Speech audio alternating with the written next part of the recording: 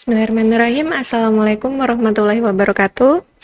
Apa kabar teman-teman semua? Kembali lagi di Muha Podcast. Masih bersama saya Alfa Isma Afifah Putri. Dan di podcast kali ini kita sudah ditemani oleh tamu yang sangat spesial, yaitu Ibu Rohma Yulika, SAG SPD. Assalamualaikum Ibu. Waalaikumsalam warahmatullahi wabarakatuh. Bu Rohma, gimana kabarnya Ibu? Alhamdulillah baik hari ini. Alhamdulillah baik. Nah teman-teman, Ibu Rohma ini merupakan guru dari SDIT Lukman Al-Hakim Yogyakarta. Dan waktu saya nerima CV dari Bu Rohma ini sebenarnya panjang banget teman-teman, tapi mungkin bisa saya bacakan sedikit ya teman-teman. Beliau ini merupakan penulis buku, terus juga merupakan founder dari ODTIS atau One Day Thousand Istighfar and Sholawat. Beliau juga merupakan motivator muslimah, dan beliau juga mendapatkan juara 1 dari lomba Most Inspiring and Wonderful Mom DIY Jateng, dan juga Best Inspiration Wardah Inspiring Teacher. Nah teman-teman, sebenarnya pada podcast kali ini itu kita merupakan bagian dari event yang diagendakan sama Baskara Mubalik Hijrah SMA Muha. Nah, pada kesempatan ini dari BMH Muha itu mengadakan podcast di mana tema pada podcast kali ini itu adalah muda beriman, penentu masa depan, sukses dunia akhirat. Amin, amin. Nah, mungkin sebelum kita ngobrol banyak nih Bu, bisa disapa dulu teman-teman kita. Baik, terima kasih. Assalamualaikum warahmatullahi wabarakatuh. Alhamdulillah ya, siang ini kita bisa bertemu untuk berbincang dan sharing bagaimana kita menjadi tentunya pemuda dambaan ya, untuk masa depan peradaban. Lah kuncinya kayak gitu loh. Begitu, saya kira sapaannya sudah. Ya, nah Bu, sesuai tema kita pada hari ini ya Bu, tentang muda beriman, penentu masa depan, sukses dunia akhirat. Nah sebenarnya yang dimaksud dengan pemuda Islam sendiri itu seperti apa sih Bu dalam Islam gitu? Oh ya. Al-Quran. Kalau dari konteks pemuda Islam, ya kita tahu Islam itu sendiri apa ya? Tentu dia yang sudah bersyahadat ya, sholat ya, rukun-rukun Islam itu dijalankan. Kemudian keimanan ya, dari rukun iman itu dia dijalankan. Nah, kemudian kalau menurut saya dia harus memiliki pribadi muslim ya. Ada pribadi muslim itu kalau saya rangkum itu ada 10 ya. Yang pertama dia memiliki akidah yang lurus, kemudian dia memiliki ibadah yang benar, memiliki akhlak yang mulia, kemudian harus memiliki fisik yang kuat ya. Terus yang keempat dia memiliki sikap mawas diri, dan yang keenam dia harus memiliki wawasan yang luas, yang ketujuh dia memiliki manajemen waktu yang bagus. Terus yang 8 dia tertata dalam urusannya, dan yang ke-9 dia selalu berusaha untuk meningkatkan kapasitasnya ya, terutama untuk menambah spesialisasinya, dan yang terakhir dia akan berkontribusi bermanfaat bagi orang lain. Nah itulah pemuda Islam sejati ya, yang berkepribadian muslim gitu. Nah kalau menurut Ibu sendiri nih, pandangan Ibu tentang pemuda Islam di Indonesia khususnya ini untuk saat ini seperti apa Bu? Tentu keanekaragaman itu pasti ada ya. Ada yang baik gitu ya, yang dia aktif di kegiatan-kegiatan keagamaan gitu. Terus kemudian ada yang mungkin agak tergoda gitu ya oleh godaan-godaan dunia, godaan zaman itu ya, kurang baik. Mungkin bahkan ada yang dia sudah terjebak oleh pergaulan-pergaulan yang salah ya, seperti kasus-kasus di Jogja itu sendiri. Kelitih itu kan sudah marak ya dulu berapa tahun lalu begitu ya. Terus juga tawuran itu terjadi antar sekolah. Nah ini cukup memprihatinkan gitu. Nah jadi kalau saya amati memang ada beberapa tipologi remaja ataupun pemuda yang ada di Yogyakarta dan khususnya dan di Indonesia secara umum. Jadi dia yang senantiasa mungkin mau on the track ya, berada di jalan kebenaran. Terus yang kedua dia mungkin kurang ya, tengah-tengah antara dia tidak cenderung ke sana dia, tapi tidak begitu ke sana, jadi dia tengah-tengah gitu. Dan yang ketiga itu mungkin ya dia sangat jauh dari nilai-nilai kebaikan itu tadi gitu.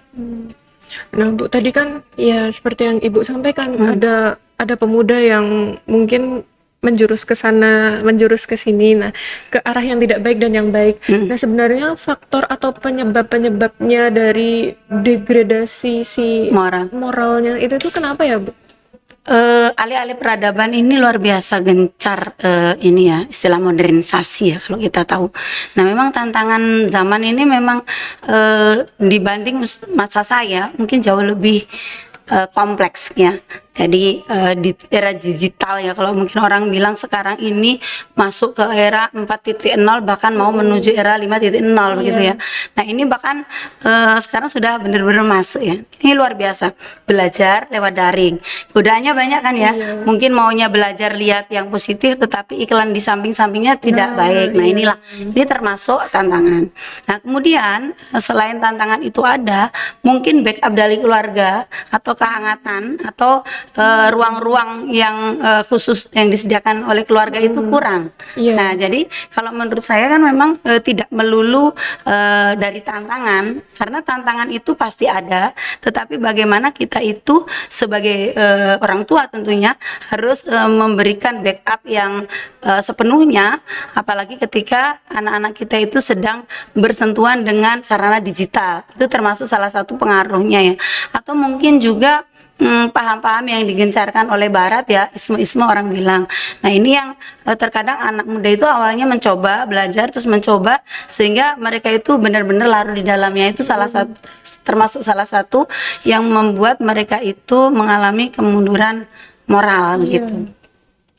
Nah Bu, kalau untuk apa namanya pemuda Islam yang mereka sebenarnya sudah on the track gitu ya Bu ya, udah on the track tapi merasa minder, takut kalau misalnya apa dibilang ih kamu kolot, kamu ini itu kayak gitu kan, maksudnya apa sih, kan terkadang saat ini saat mereka itu mencoba untuk menjadi Islam on the track itu justru malah dipandang oleh masyarakat secara umum kayak aneh gitu, kayak ya gitu. Nah Bu ya, itu gimana caranya kita sebagai pemuda Islam untuk menyikapi hal tersebut? Ya, jadi rasa minder itu harus dibuang karena sebenarnya kita sudah berada di dalam kebenaran ya. Hanya saja memang kalau saya itu memformulasikan ya, supaya kita itu benar-benar bisa berada di tengah masyarakat itu biasanya kalau kita itu mampu berkontribusi ya. Nah, ada tahapan gitu ya. Ini saya formulasikan sampai pada titik dia bisa berkontribusi. Yang pertama, dia itu harus aktif. Nah, jadi dia kalau aktif, tentu rasa minder itu hilang karena dia bergaul dengan aneka banyak orang. Terus kemudian ketika dia aktif, nanti akan muncul inisiatif-inisiatif yang mana ketika dia punya ide itu kan orang akan melihat dia gitu loh. Tidak akan mengatakan bahwa kamu tuh kayak gitu. Nah, ide-ide cemerlang ini kadang dibutuhkan dan mungkin membahasakannya itu jauh lebih membumi ya ide-ide tadi. Nah, setelah dia aktif, dia punya inisiatif, dia harus munculkan kreativitas. Jadi kreatif juga. Jadi dia ide tadi itu tidak akan berhenti pada ide-ide dia, tetapi dia memulai kreasi-kreasinya. Ya, orang akan melihat. Jadi bergaul dengan orang memang terkadang tidak hanya bagaimana dia itu secara person diri kita bertemu orang, tetapi terkadang juga melalui gagasan-gagasan dia kita mampu bergaul dengan orang gitu. Setelah ide-ide kreatif muncul, tentu dia tidak akan berhenti pada kreativitas dia. Dia akan mengikuti zaman, dia akan mengikuti perkembangan masyarakat apa yang dibutuhkan. Muncullah inovasi-inovasi baru. Itulah namanya generasi yang inovatif. Ya, dia akan mencetak jati dirinya kalau dia itu punya inovasi-inovasi baru. Nah, setelah dia punya inovasi baru, nah dia harus memunculkan, dia progresif ya. Dia pemuda yang progresif. Dia mencoba membuka diri, membangun jaringan dan sebagainya. Itu harus dilakukan gitu terus. Jadi tidak hanya memang yang namanya pemuda yang berislam dengan benar itu tidak hanya bagaimana dia melulu dalam sebuah lingkaran kebaikan misalnya masjid aja, enggak, tapi ide-ide kreatif dan karya kreatif, bahkan dia progres, dia mungkin membuat ini itu, dia membuka link ke sana kemari begitu. Itu dibutuhkan orang. Nah, setelah progres tentu dia akan berusaha untuk menjadi orang-orang yang senantiasa memproduksi ya, produktif ya. Jadi dia setelah progres tentunya kan dia akan memproduksi sesuatu ya, maksudnya menghasilkan sesuatu. Nah, ketika dia menghasilkan sesuatu gitu ya, orang itu akan melihat. Nah, tapi dari menghasilkan sesuatu dia harus meningkatkan diri, yakni apa? Disitulah letak pemuda yang prestatif. Nah, setelah posisi prestatif, maka dia akan mampu ya membangun dirinya untuk menjadi pemuda-pemuda yang kontributif, sehingga penilaian miring terhadap orang yang mungkin terkesan dalam arti beragama pun itu harus di dalam skup tertentu. Tidak, kita memiliki ruang yang bebas, kita memiliki tempat-tempat di mana saja yang bisa mengaktualisasikan diri kita dengan poin-poin tadi begitu. Nah, itu ya teman-teman, bagus banget ini tadi yang disampaikan sama Bu Rohma, harus menjadi pemuda yang aktif, inisiatif, kreatif, dan seterusnya ini tadi. Nah teman-teman, sebelum kita lanjut nih ngobrol lebih asik sama Bu Rohma, kita ada tayangan video dari pengalaman Baskara Mubalik Hijrah di SMA Muha ini. Ini videonya ya teman-teman, check it out. Hai, Assalamualaikum. PMH, iya, Baskara Mubalik Hijrah. Kegiatannya banyak sekali. Safari kurban misalnya. Kamu bisa menyembelih hewan kurban bareng teman-teman loh. Kapan lagi kan? Kamu juga bisa merasakan suasana baru di pedesaan. Jalan-jalan pagi sambil menikmati udara segar, bermain di sungai, dan tentu saja yang selalu ditunggu-tunggu adalah makan-makan. Yeay! Safari Ramadan juga ada loh. Wah, pasti Ramadanmu bakal jadi lebih seru nih. Kamu bisa mengajar di TPA bareng adik-adik yang lucu. Kamu juga bisa ikut kajian loh. Seru kan? Tunggu apa lagi? Yuk bergabung bersama kami BMH, Baskara Mubalik Hijrah SMA Muhammadiyah 2 Yogyakarta.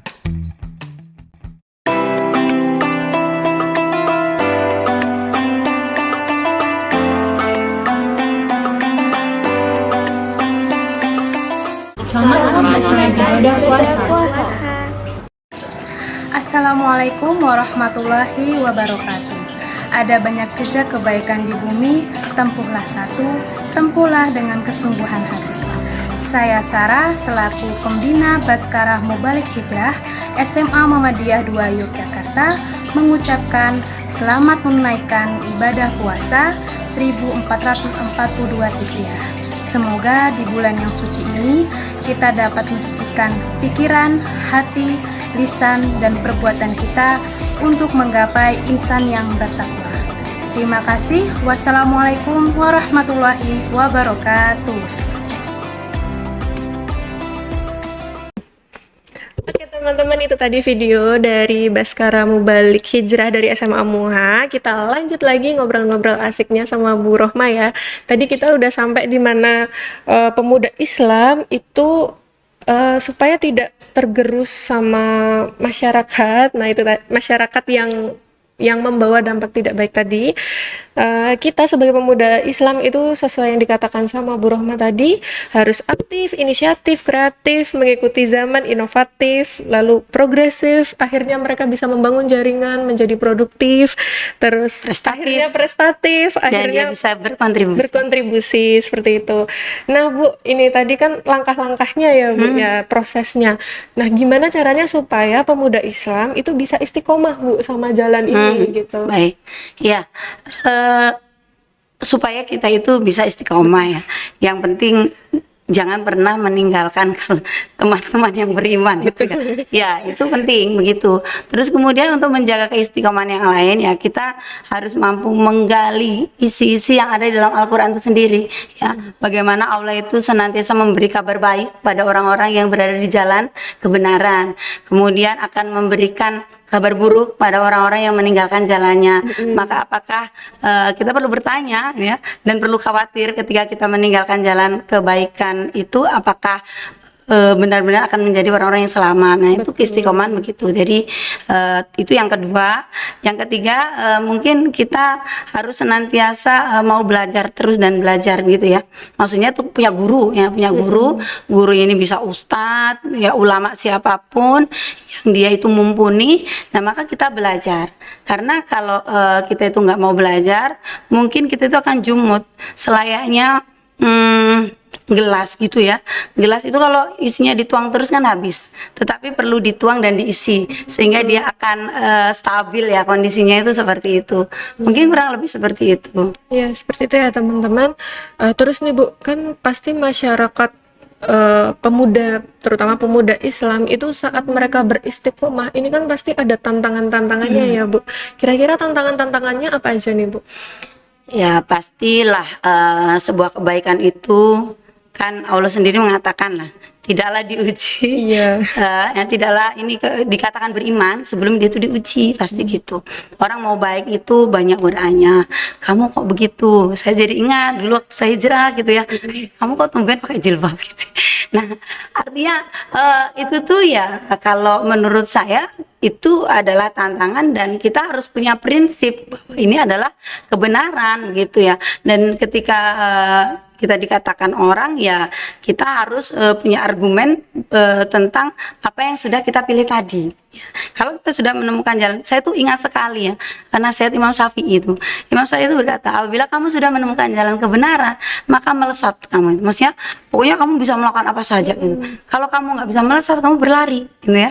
Kalau kamu nggak bisa berlari, kamu berjalan. Kalau nggak bisa berjalan, ibarat kamu itu apa namanya? Merangkak pun nggak apa, asal jangan mundur gitu. Saya hanya membayangkan ketika mungkin kita itu ya dikatain apa, mungkin kalau saya berpikir bahwa in asantum li anfusikum wa in asatum falah ya. Jadi urusan surga itu adalah aku sendiri gitu. Betul. Karena orang bilang nggak ada surga nunut neraka katut gitu ya, nggak ada. Jadi nggak bisa kita itu ngikutin orang, misalnya kita dengan suaminya soleh kita masuk surga, nggak juga. Artinya ukurannya sendiri-sendiri. Ibunya bapaknya soleh, anaknya juga akan masuk surga, belum tentu, karena semua kembali kepada diri masing-masing.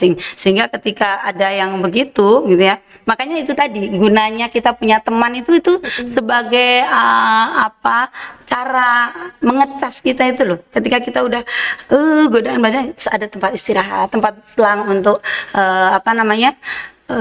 menguatkan diri kita begitu. Terus kita kemudian mentadabbur Al-Qur'an lagi, terus kita punya guru yang akan menguatkan kita, menasehati dan sebagainya ya. Dan yang penting kita selalu berdoa dilindungi dari dikuatkan dari hal seperti itu. Misalnya doa ya muqallibal qulub sabit qalbi ala dinik. Nah, makanya kita perlu berdoa supaya diberikan ketetapan hati untuk berada di jalan kebaikan itu. Nah, ya itu. Ibu berarti dulu pernah melalui proses berhijrah juga ya Bu Iya. ya. Nah itu gimana Bu prosesnya? Mungkin teman-teman boleh. biar lebih kuat gitu Bu, waktu Iya. proses berhijrah. Jadi saya itu dulu gitu ya, itu enggak tinggal di Jogja sampai kelas 1 SMA. Jadi keluarga saya memang keluarga Islam, tetapi tidak pernah memberikan batasan, kamu tidak boleh begini, tidak boleh begini, mau pakai baju yang seperti apa saya itu boleh gitu ya. Bahkan saya itu kan ikut kelas 1 SMA itu ikut ekstra basket gitu ya. Sehingga ketika seperti itu tuh nggak pakai training gitu ya, pakai celana-celana yang pendek-pendek biasa kayak gitu. Terus suka kabur-kabur gitu. Pas 1 SMA itu suka kabur-kabur gitu ya, suka keluar dan sebagainya. Kadang-kadang sholat tuh kalau diingatnya nggak sholat gitu ya. Tetapi kemudian saya pindah ke Yogyakarta. Memang luar Yogyakarta itu kayak sebuah kota yang iklimnya itu luar biasa. Alam ya. Saya datang ke sini dengan berpakaian yang sangat berbeda ya. Saya SMA 8 Yogyakarta. Ya, saya di SMA 8 Yogyakarta itu kan di situ ada aturan tuh kalau pakai rok itu harus di bawah lutut 5 cm. Padahal rok saya tuh di atas lutut tuh tak berapa senti gitu. Nah, ketika masuk itu kan orang pada heran gitu kan. Nah, terus saya itu mikir-mikir juga, aduh, kok nanggung banget sih saya kalau manjangin rok cuma 5 cm di bawah lutut ya. Tapi namanya petunjuk Allah itu terkadang dengan keinginan kayak gayung bersambut itu kayak jadi gitu. Sebetulnya saya mikir kalau aku pakai jilbab bagaimana ya, Bismillah lah saya bilang gitu loh. Itu awal mula saya berhijrah begitu. Dan tentu tantangannya ya tahap demi tahap, alhamdulillah bisa saya lalui ya. Dan ya sampai saat ini begitu. Jadi ceritanya begitu. Dan ketika menemukan jalan kebenaran itu benar-benar Masya Allah itu rasanya itu kayak adem ya, mendapatkan sebuah anugerah yang tiada terkira rasanya. Dan rangkulan orang-orang baik itu jauh lebih hangat begitu loh, karena mereka itu benar-benar tulus untuk menyambut kita begitu.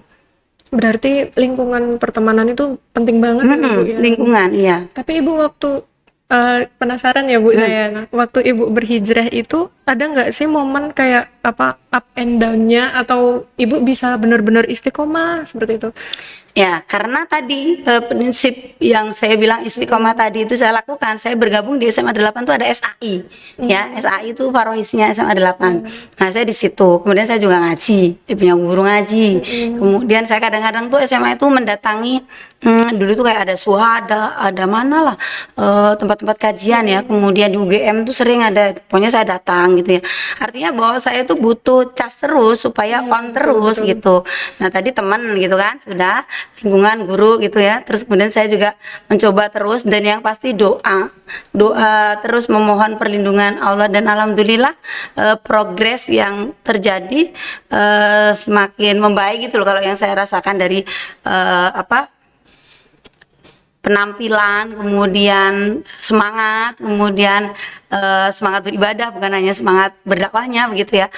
Itu ada progres. Saya rasakan ada progres dari mungkin sampai akhirnya kita memahami kaidah syar'i yang harus ada pada kita itu seperti apa. Itu begitu, terus tanggung jawab kita terhadap Islam sendiri harus ngapain itu ya. Saya mencoba untuk mengikuti gitu.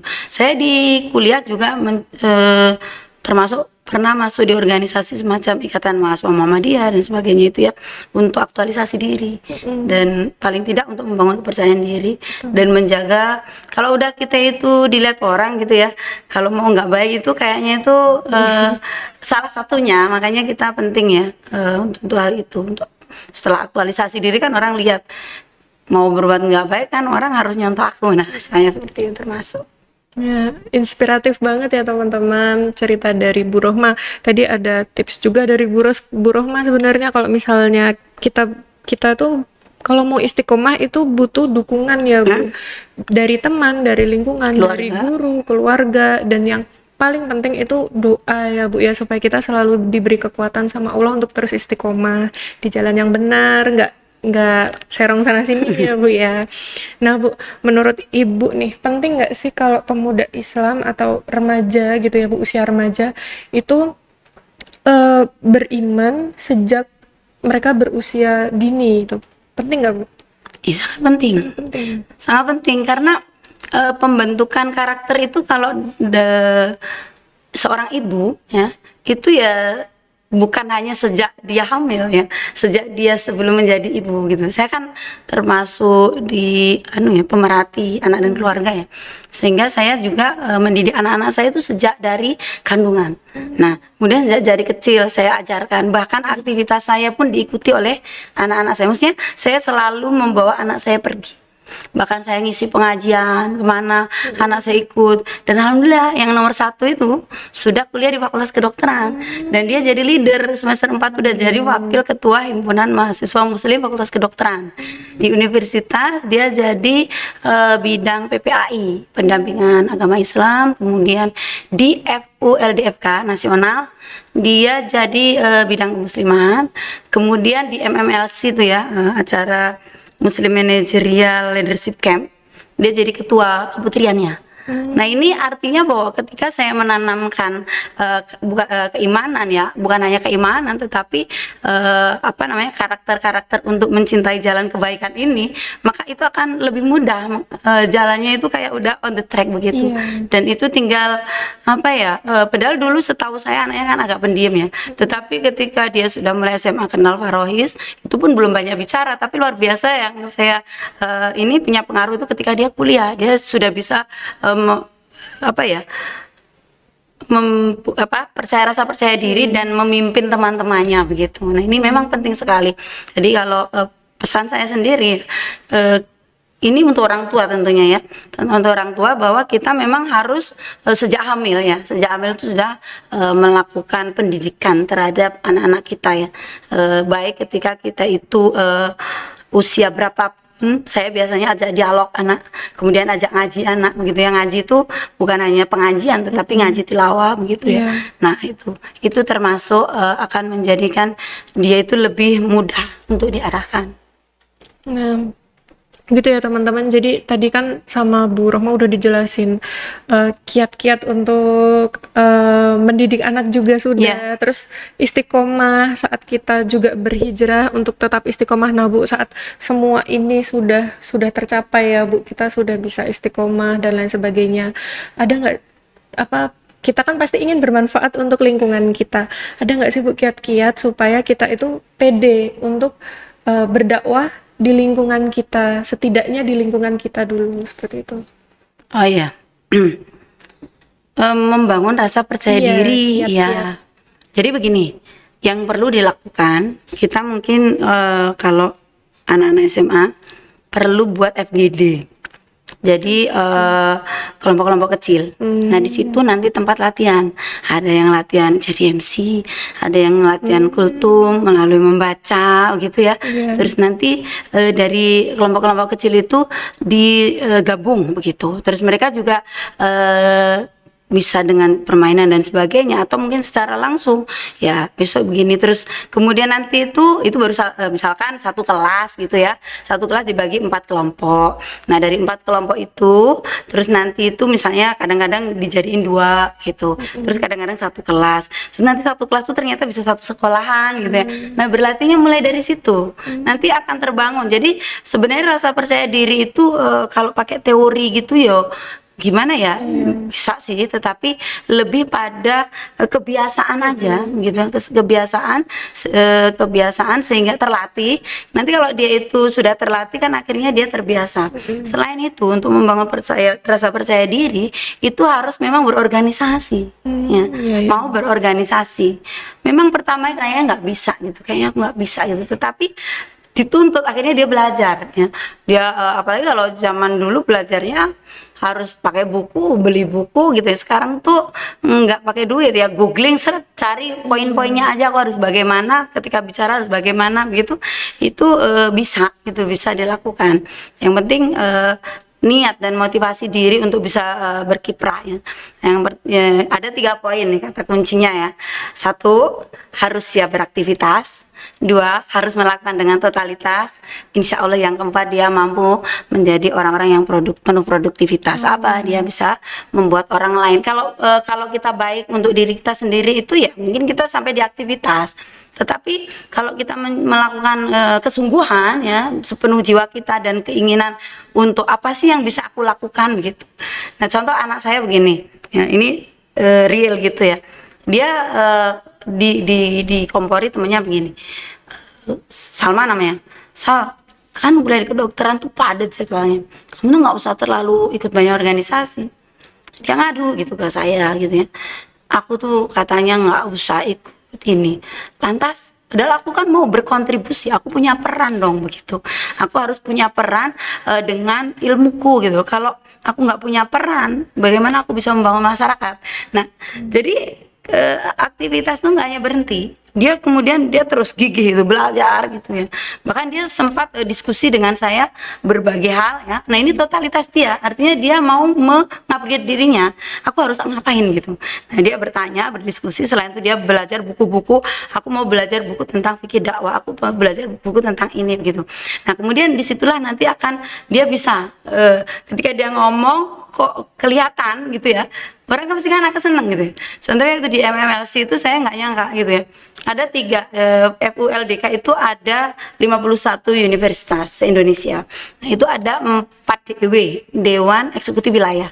Nah dia itu dikirim salah satu DW Jogja itu ya, DW Jawa itu apa ya, lupa saya, pokoknya dia dikirim. Dan ternyata dia orasi gitu ya. Nah karena dia sebelumnya sudah mulai beraktivitas kan, dia udah beraktivitas, terus dia sudah belajar gitu ya, dia memunculkan ide-idenya di situ, visi misi apa. Nah kemudian orang melihat dia jadi ketua gitu kan. Nah ini contohnya, akhirnya ketika dia punya posisi, dia mudah loh untuk berkontribusi. Iya benar. Iya kan gitu. Jadi kadang-kadang kita memang butuh posisi untuk Bisa menuangkan ide-ide kita itu tadi begitu. Ya, nah itu teman-teman ilmu yang diberikan sama Bu Rohma tadi. Jadi kiat-kiatnya yang bisa dilakukan pemuda Islam itu yang pertama membuat forum kecil mungkin ya Bu ya, mungkin dari forum kecil dulu tingkat kelas, terus nanti berkembang tingkat sekolah, dan memang harus berdasarkan kebiasaan ya Bu, nggak cuman teori Berlatih, aja, ya, tapi memang berlatih. harus berdasarkan kebiasaan. Lalu juga berorganisasi, dan tips tadi dari Bu Rohma, yang pertama tuh harus kreatif, yang kedua totalitas, dan yang ketiga produktif. Nah, itu teman-teman tadi bincang-bincang kita sama Bu Rohma, udah panjang, lebar, dan insya Allah juga bermanfaat. Dan ini tadi banyak banget ilmu yang kita dapat, teman-teman. Kalau saya boleh flashback sedikit ya Bu, tadi untuk sekali lagi saya mengingatkan yang sudah disampaikan Bu Rohma, untuk proses dari kita menjadi pemuda Islam itu memang panjang. Mulai dari pertama kita harus aktif, inisiatif, lalu kita akan menjadi kreatif, lalu kita bisa mengikuti perkembangan zaman. Setelah itu kita bisa menjadi orang yang inovatif, progresif, dan bisa membangun jaringan. Akhirnya kita menjadi orang yang produktif, berprestasi, dan berkontribusi gitu ya Bu. Ini benar-benar urut banget loh teman-teman. Langkah-langkahnya bisa diikuti satu-satu gitu. Nanti insya Allah jadi pemuda Islam yang bermanfaat seperti itu ya Bu. Amin, amin. Amin. Terus juga tadi disampaikan sama Bu Rohma kalau misalnya sebenarnya mendidik itu benar-benar dari masih kandungan ya Bu. Kita harus udah sering berdialog sama Iya. sama anak sejak mereka masih dalam kandungan, terus saat mereka sudah masih balita, masih kecil, kita ajak untuk sering ikut pengajian seperti itu. Jadi nanti dia akan berproses dengan Ya, sendirinya. atau kegiatan positif lainnya ya. Ya, kegiatan-kegiatan positif lainnya. Terus apa lagi ya tadi Bu? Banyak banget soalnya catatan saya. Terus yang jadi gini teman-teman, sederhananya pemuda Islam itu tadi sebenarnya disampaikan banyak banget sama Bu Rohma, tapi cuman beberapa yang saya sempat tulis Bu. Itu nanti mungkin bisa dilengkapi Bu Rohma. Pertama akidah, ibadah, akhlak, terus fisik yang juga sama. harus bagus, terus sikap, mawas diri, terus berwawasan, memiliki manajemen yang baik, Ha-ha. meningkatkan kapasitas, bermanfaat. Sebelum bermanfaat itu, sebelum meningkatkan kapasitas tadi itu tertata atau teratur dalam urusannya. Iya tadi. Terus dia meningkatkan kapasitas atau menambah spesialisasi, maksudnya mengupgrade diri terus gitu, dan setelah itu dia harus itu bermanfaat untuk orang lain. Betul. Karena Rasulullah sendiri berpesan ya, sebuah hal yang lebih utama dari yang lain itu, satu iman, yang kedua bisa bermanfaat untuk umat Islam. Satu melalui apa? Ucapannya, kekuasaannya, kemudian hartanya, dan tenaga juga pikiran. Kekuasaan ini posisi. Jadi kalau misalnya di sini ada organisasi apa, bidang apa, departemen apa, walaupun jadi anggota itu sudah posisi, sehingga dia bisa mengusulkan ide-idenya lewat organisasi bisa itu. menggerakkan gitu ya Bu. Tadi hadis Rasulullah loh yang terakhir. Iya. Nah itu teman-teman. Terus nih yang terakhir ya, aku mau ngingetin, jadi buat kita menjadi pemuda yang Islam atau remaja Islam yang bisa istiqomah itu, yang pertama jangan meninggalkan teman. Terus kita harus bisa memberikan kabar baik dan juga kabar buruk di waktu yang tepat ya Bu ya. Seperti itu. Terus jangan khawatir apakah kita itu bisa apa, intinya gini, saat surga dan neraka itu urusan kita gitu ya Bu ya. Jadi sebenarnya kalau kita tuh merasa khawatir kita itu bisa bisa istiqomah apa enggak, tanya sama diri kita sendiri. Kalau kita melenceng dari ajaran Islam, apakah kita tuh bakalan selamat nantinya gitu. Jadi itu selalu ditanam dalam diri ya Bu ya. Ya supaya bisa istiqomah ya itu ya Bu, kita harus sadar diri kalau misalnya kita melenceng, kita bakal selamat enggak nanti gitu. Mungkin saya lengkapi ya. Saya pakai bahasa anak saya itu waktu dia diwawancarai itu ya, sama FULD kakak tingkatnya itu. Nah itu dia, mengapa sih kok kamu mau ikut berorganisasi Islam gitu? Karena saya ingin mempresentasikan diri saya gitu. Terus kemudian saya mendapat teman-teman yang baik. Dengan teman-teman yang baik saya terjaga akhlaknya, dan saya bisa istiqomah. Nah jadi tadi poin saya jelaskan lagi, tadi poin bahwa kita perlu memilih teman yang baik, lingkungan yang baik, kemudian menghayati Al-Quran mana yang baik dan yang buruk. Dan terus kita harus khawatir kalau kita dapat berita dari Al-Quran itu berita buruk, tentu kita harus kembali kembali meluruskan jalan, mau belok nggak jadi gitu. Betul. Karena in asantum li anfusikum. Jadi setiap kebaikan akan kembali pada kita. Betul. Itu ya teman-teman, banyak banget materi yang udah disampaikan Bu Rahma, dan ini benar-benar materi yang sangat-sangat bermanfaat banget sebenarnya, dan semoga ini bisa sampai ke teman-teman semua apa yang disampaikan Bu Rahma tadi. Nah Bu, mungkin sebelum kita tutup ada pesan yang ingin Ibu sampaikan ke teman-teman kita. Baik, terima kasih. Kasih tip lagi ya. Iya.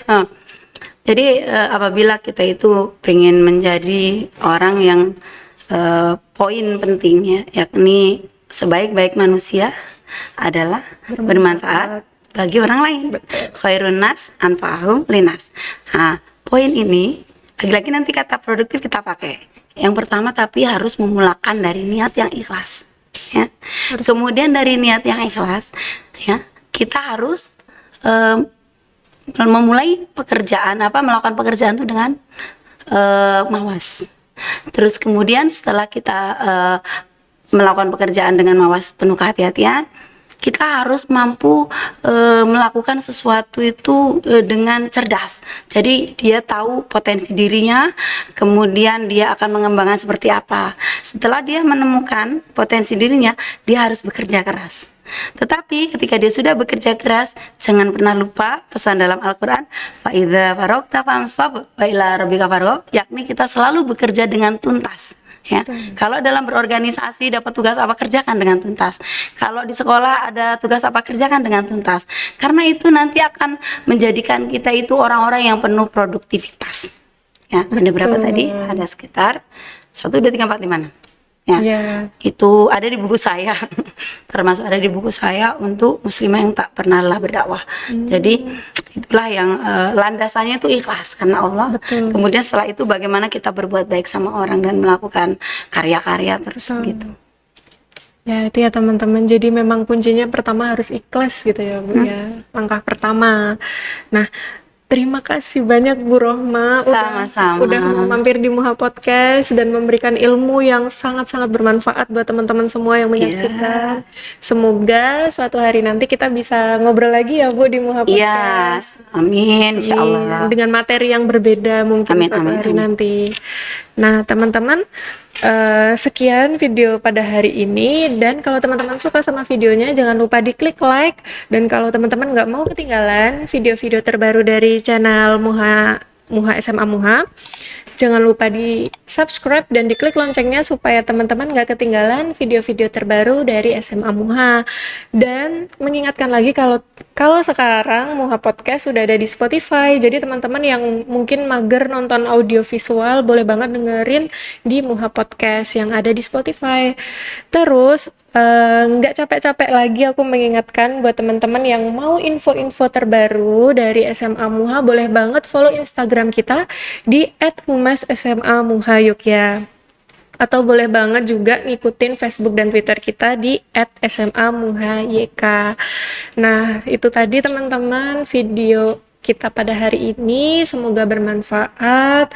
Dan kalau misalnya ada tutur kata saya maupun Bu Rohma yang mungkin kurang pas, mohon dimaklumi dan dimaafkan.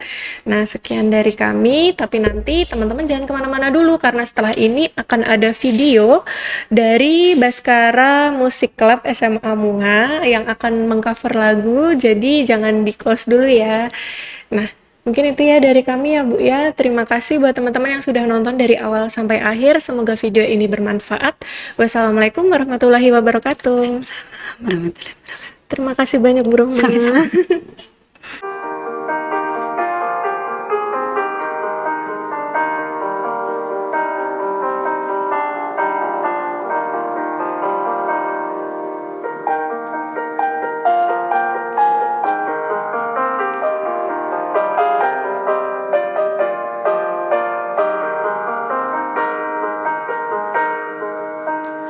Bersujud kepada Allah, bersyukur sepanjang waktu, setiap nafasmu, seluruh hidupmu, semoga diberkahi Allah. Bersabar taat taat pada Allah, menjaga keikhlasannya. Semoga dirimu, semoga langkahmu diiringi oleh rahmatnya. Setiap nafasmu, seluruh hidupmu, semoga diberkahi Allah. Alhamdulillah wa syukurillah, bersyukur padamu ya Allah. Kau jadikan kami saudara, indah dalam kebersamaan.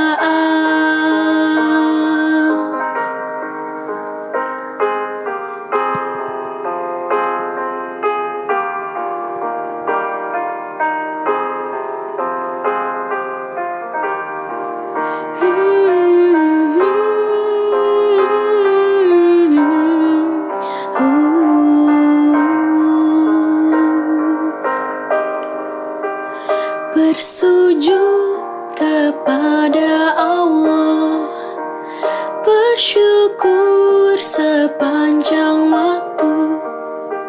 Setiap nafasmu, seluruh hidupmu, semoga diberkahi Allah. Semoga dirimu, semoga langkahmu diiringi oleh rahmatnya. Alhamdulillah wa syukurillah, bersyukur padamu ya Allah. Kau jadikan kami saudara, indah dalam kebersamaan. Alhamdulillah wa syukurillah, bersyukur padamu ya Allah. Kau jadikan kami saudara, hilanglah semua perbedaan.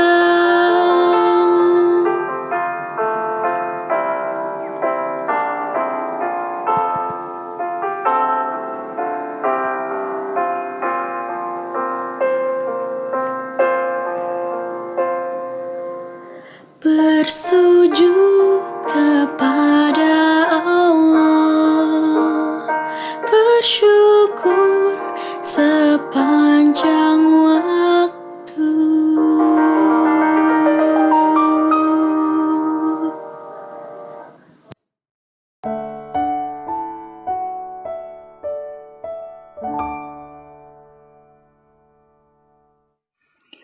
Mulia, indah, cantik, berseri, kulit putih bersih, merahnya pipimu. Dia Aisyah, putri Abu Bakar, istri Rasulullah. Sungguh sweet Nabi mencintamu, hingga Nabi minum di bekas bibirmu. Bila marah, Nabi kan bermanja, mencubit hidungnya. Sungguh sweet Nabi mencintamu, bila lelah Nabi baring di jilbabmu. Seketika kau pula bermanja, mengikat rambutnya. Aisyah, romantisnya cintamu dengan Nabi. Dengan baginda kau pernah main lari-lari, selalu bersama hingga ujung nyawa kau di samping Rasulullah. Aisyah, sungguh manis sirah kasih cintamu, bukan persis novel mula benci jadi rindu. Kau istri tercinta ya Aisyah Umairah, Rasul sayang, Rasul cintamu.